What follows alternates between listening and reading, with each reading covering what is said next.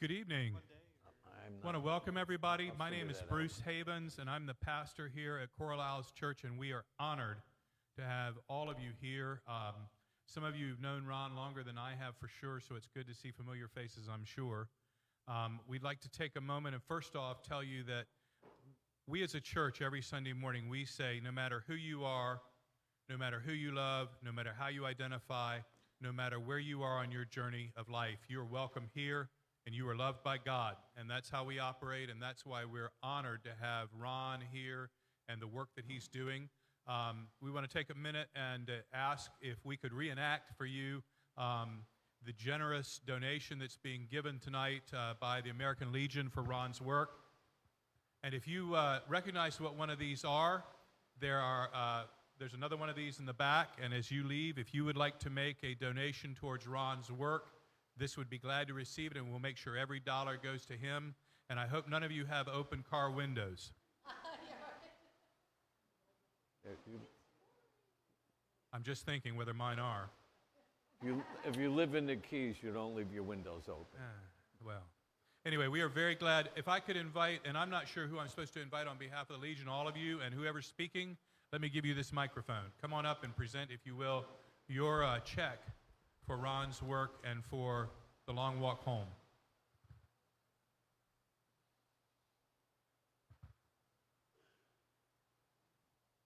Thank you. Ladies and gentlemen, my name is Kim DePrey. I'm the commander of the Keys Memorial Post 145 American Legion, located in Isla Mirada. We are a very small post without a home, but as you can see, we have some very committed, loyal members, all veterans, standing to my right, and not all of us are here this evening. But I would like to say we are extremely privileged to be here, to be able to meet Ron Zaleski and his courageous effort to walk from Key West to to California. That would be You're killing me, Small. I changed the venue, it's okay. But we're pleased to be here, and I cannot believe his effort, his steadfastness, his loyalty, his consistency through the decade to have this organization that does these marvelous things for vets, which is part of our mission to support veteran rehabilitation and to assist our veteran community and be out in the community with all of you to share the message that we are here, we're all veterans, and the really incredible work that you're doing to promote awareness for veteran suicide. And to this, our post would like to present to Ron and his organization a donation of $1,000 to help support his efforts. Do I have to smile again? Yes, you have to smile. Thank you. And you here have all done a marvelous job hosting this event. I'm very impressed. Thank you. Thank you.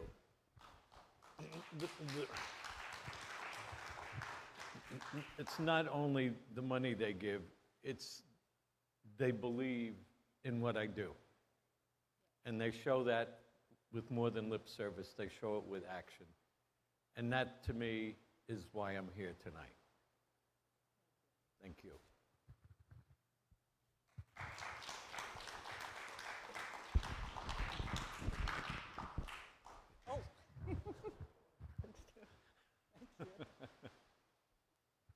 I'm a hugger, you got to be careful. I see a lot of familiar faces, and I never planned to be in the Keys. If it wasn't for my parents, my father's health, I would have never been here in the Keys, because this is the last place I ever saw myself being. But here in the Keys, to me, it's not about the location, it's about the people at the location. I don't really miss places so much as the people that I make a connection with. And I made a connection with so many people here that supported me and believed in what I was doing. I had the shelter in Key Largo, and I remember a guy coming to me. He says, I didn't believe you were going to do it. I just thought you were another guy with a great idea just blowing smoke. He says, you really did it. I says, I said I'm going to do it. So, and this thing has evolved. because my first walk was to create awareness, and I did that barefoot, and it ended up being my penance. My second walk was to get a petition to Washington, because I figured what good is a plan unless you put it into play and have it done. And that was like another learning curve for me, because I learned that you don't go tell somebody what to do, you do it, then ask for help. So that's when I opened up the shelter, because all I did was be just like the people I complained about. All I did was do lip service, create awareness. Awareness is overrated, and it means nothing unless you do something. And that shelter was a learning curve for me, because I enabled a lot of drunks. A lot of drunks loved me, and when I closed, it's like I put my hand in a bucket of water and pulled it out. Nothing changed. Then we created the 10 challenges to service when the coronavirus hit, because I could not just sit still and do nothing. And that has been the most impactful thing. And some of you have read my book. It took me 14 years to write it. Not only was I a Marine, I'm Polish, so it took me 14 years to write that book. But Marietta helped me with that book. So did Mimi. A lot of people had their fingerprints in that book. I rewrote that book 100 times. But when I finally wrote it, this is what I did, and this is who I am, because when I first wrote it, I preached. And there was one version where I thought I was the king of England, where everything I did was important. Like, I had sardines with oatmeal for breakfast. Who cares? But when I wrote it, this is what happened to me, this is what I saw, and this is what I did. That's how I developed the challenges. And we used to do events that are feel good and they're nice, but when the event's over, the feeling goes away. But those challenges make a lasting impact because it helps you change your perception. If you don't change the way you see the world, your world will never change. I know that because for 33 years I was a raging a-hole. And you didn't want me around, and you definitely didn't want me drinking and being around. And what happened was 9/11. That was one of the big changes for me, because that's when I realized I'm the problem. I haven't helped the soul. All I did was complain and blame the government, blame the church, blame my parents, anybody but me. And I realized I'm the problem. That's when I started the walks and everything. And these challenges are the most impactful thing we've ever done. And when we first put it out there, we said, who wants help? And I heard that. The rain and nothing. And then I realized I wouldn't even take that program, because there's nothing wrong with me. I don't need any help. The day I said, who wants to help a vet, we had to shut the lines down in 45 minutes. Because we were trained to be the help. We were trained to be the man you go to for help. We're not trained to go for help. So when I put it that way, that's when we started getting mentors. That's when we started having people change, because people say, I don't need help. I don't know anybody on this planet that doesn't need help at one time or another. I heard Christ ask for help once in the garden. So those challenges, and they're only impactful if you do it with somebody else or a group, because then you get a different perspective. If you look at it this way, everything from this point of view all the time, that's all you're ever going to see. But when somebody's over here seeing it from here, you go, I never looked at it that way. And it's awesome. You know, I used to believe it was a myth, an urban myth, that you help people without condition, with no motive. Because if I ever gave anything to anybody, I was going to get something out of it. But the day that I helped somebody, and I didn't want anything from them, and I saw them change, I know how Santa Claus feels. It's awesome. It's awesome. And I never understood that. And I would like people to take the challenges. And I don't care if you become a mentor first or not. I would love it if you did, but if you took the challenges and took it with somebody, you have more tools to help somebody. You know, you think you know the people in your family, and then one day you go in the garage and one of your family members is hanging from the rafters. Did you really know that person? Did you really have a conversation with that person? That's what these challenges help you have guided questions to ask. So you can have a deeper conversation than, hey, you know, the Yankees won. Hey, you know, that's nice, but are we getting at the root here? Am I making a connection with you? When I have a conversation with people, they say, oh, you're heavy, you go deep. You know, I'm not here for my health, people. I'm here because I care. And I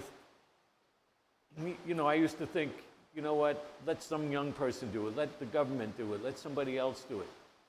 You know what, I'm not dead, I'm not done.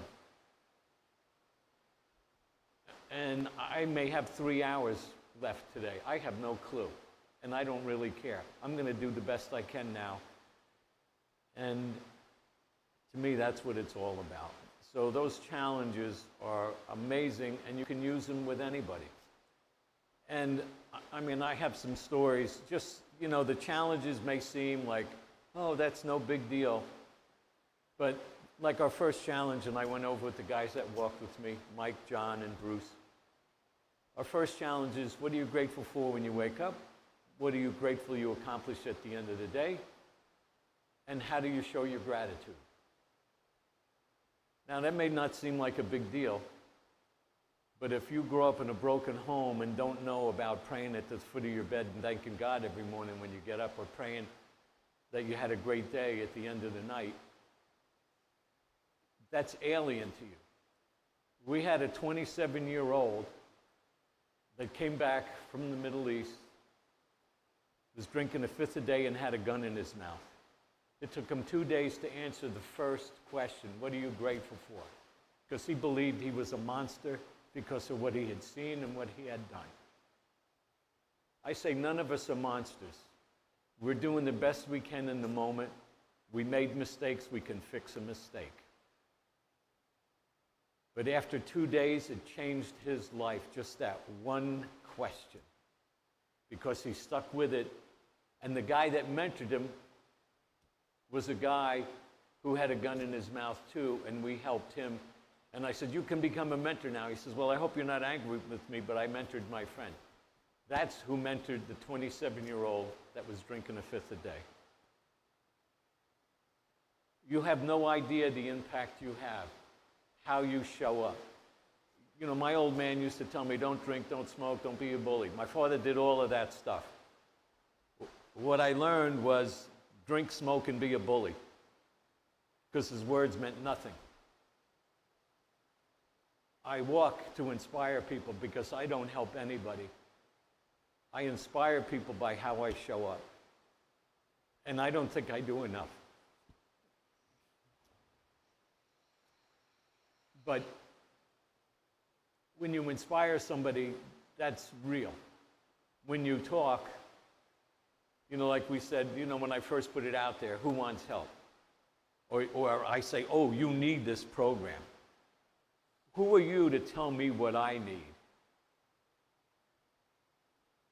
I mean, I do have a little bit of an attitude still. It creeps up every once in a while. But especially the military. You're not going to tell some 20-year-old kid, you need this program, you're a mess. Who do you think you're talking to? Who do you think you're talking to? And the thing about gratitude is, you know, a lot of people, they say, you know, thank you for your service. And they're scared of us because they believe we're all killers, because we were trained to kill. And you can see it in their eye. You can see it how they act. And I'd get angry sometimes because somebody would say to me, thank you for your service. And they say, well, how are you thanking me? They'd run away because they're scared. And a buddy of mine said to me, he says, you know, he says, what I do, he says, I tell them, you were worth it. And when I do that, I realized that's why we went in, to be of ultimate service. We know about service. And when I do that, it takes it off of me, because I don't care how he takes it, because we were in there for that person. And that helped me a lot. So I work to reframe things, and like I said, I would love for you to take the challenges. Some of the things that have happened, somebody has given us the use of 700 acres to have a retreat. We're going to be building a retreat up in Maine. We're in prisons. We go to foster homes. Foster homes are the hardest place I have ever been. Because here's a kid whose father came back from the military, shoots the mother, shoots some of the other kids, shoots himself. This kid is left alone, believing it's his fault. And they're in a foster home, and nobody cares. And they believe they know everything. They're more arrogant than I was, which is hard to believe. But they're a genius, and they know everything, and they got it all planned out, and you can't tell them anything. We tried to do them as a group. We don't do that. We have to do that one-on-one. That's the only way you get to them, because their peer pressure is off the charts, and their anger is off the charts, and most of them can't read and write, and they just recreate the cycle. And in prison, we worked with the incarcerated veterans. After our first day in the women's prison, working with 15 veterans, there was a drop in the violence after our first program of 4 hours. They have owned it. They are going to train the entire prison. We're working to get the guards in the program. And we had the head guard sit in on our class, and he said, this program is real, and it works. That's after sitting in with us one session. He says, all these other groups come in and beat them over the head with the Bible and tell them they're sinners. You don't do that. You give them tools to help them. So we're working to get them in it, because it's not like in the movies. Trust me that. And I went to death row as well. And when I get done in prison, I'm like crushed. And you have to go so you can understand the impact it has. It's like putting water on the desert. They suck it up. And what's interesting in prison, most of those people that we deal with, because most of the guys, when they first come in, they're angry, and you can't even talk to them. But after they're in there a while, and they accept responsibility for what they did, they're free, because they hold themselves accountable, and they know they did this to themselves.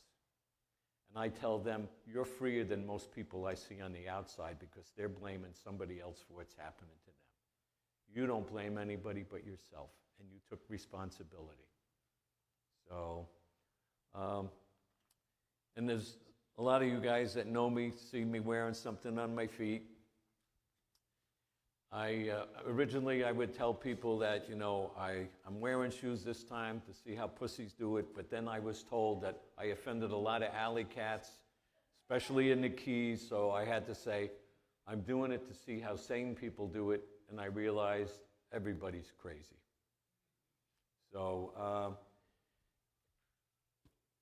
if anybody has any questions or want to know ways to help, you can follow us online, follow our route. And anybody that's with an organization, we'll put a spot of you on our website, because we want to work together. We have a resource page, and if I can't help somebody, we'll refer them to somebody who can, because we help a lot of people a little bit, but you have certain things that we don't deal with. I'll refer you to them so that you get the help that you need. And I am honored that you came here and believe in what I do. And those of you that know my mother, I'm glad my mother lived long enough to be proud of me, because I wasn't proud of myself. So thank you.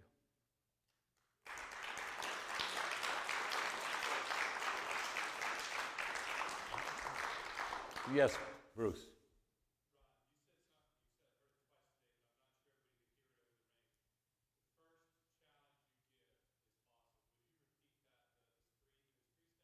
Yeah. Yeah. Okay. The first challenge is gratitude. What are you grateful for when you wake up? What are you grateful you accomplish at the end of the day? And how do you show appreciation? Yeah. And about that, I take these challenges all the time when I go give them.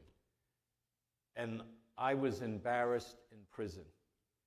I went to prison and I say, because I'm pretty simple and basic, and I say, I'm grateful that I slept in a bed with clean sheets and the roof didn't leak, and at the end of the day, I'm grateful there was no sand in my food and nobody shot at me. I'm thinking it's pretty basic, because from there, the day only goes up. A woman in prison that's been in there for 30 years said to me, I'm grateful that I get to help somebody. And I was so embarrassed and ashamed because all I always thought about was me. What did I get out of this? What happened for me? And when she was grateful that she could help somebody and she's in prison, I was like, oh my God. That just blew my mind. And so you learn something every time. When you hear somebody else give a different answer, it's like, whoa, I never looked at it that way. Yes, Jeff.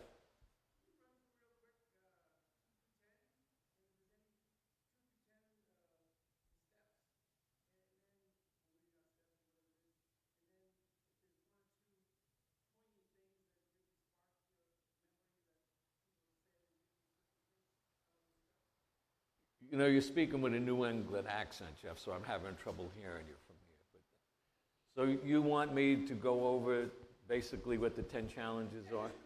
Okay. Yeah. Yes, I have. Yes, you can. And all the challenges are in the book. And you can do it there, but it's better if you do it with a group. But about the challenges, basically, we work on turning anger into mindfulness. We work on creating a new mission. Because we were once warriors, now is the time to be leaders. Who better to lead than somebody that's been to war and knows the full cost of war and knows every facet of this country?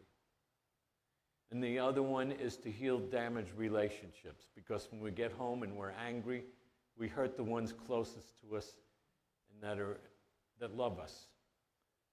So those are the 3 big things we hit, and we do it, with 10 simple little steps, but it forces you to think. Like I said, the one challenge is 3 goals. And then another one is, how do you deal with anger? To change a habit. To just send a letter to somebody you care about. Most people, they text, oh, I love you. Okay. How many times have you gotten a letter with perfume on it in the mail? I still have those letters. I don't have the texts, though. You know how much effort and time and care somebody put into that letter and how much that means? It's those little things we miss and we forget. And that's what this is all about, just getting back to that relationship. People tell me they believe in God. I used to say I believe in God. Well, if I believed in God, why did I do some of the stupid things I do? If I really believed in God and loved Him, what am I afraid of? So I'm hard on myself, but I'm not going to lie to myself. And if you get in a conversation with me, I'm not going to let you slide on stuff. Because then it's not a real conversation. I'm buying your trash and you're buying mine. And then where are we going? Oh, yeah, to me, that's not real. I want to be real. So, God bless you. And I know I get a little carried away, but thank you very much. And sure, I'm available, and you can sign up online to be in a group, do a group of our challenges. And whether you do the challenges with us or not, try it, you'd be amazed at what you're going to get out of it. It's miraculous what happens in the prison. A prison story. We had this one woman, I'm coming in, and she's in her late 30s. And you know, 'cause you could see she was really upset. I says, what's going on? My son is 15 and he's talking about killing himself. Here she is locked in prison. There's no way she can get to him. So we worked with her and we helped her out. The next time I saw her, she was smiling like she won the lottery. Because of the talk we had with her, she had a real conversation with her son, and he didn't kill himself. So people think, oh, you know, you're working with, you know, prisoners, you know, they're all terrible, and, you know, what can they do? They're in prison. Gandhi was in prison. You know, a lot of amazing people were in prison. Mandela, look at what they did from there. So you have power to do anything. Nothing is impossible. So, okay, thank you again.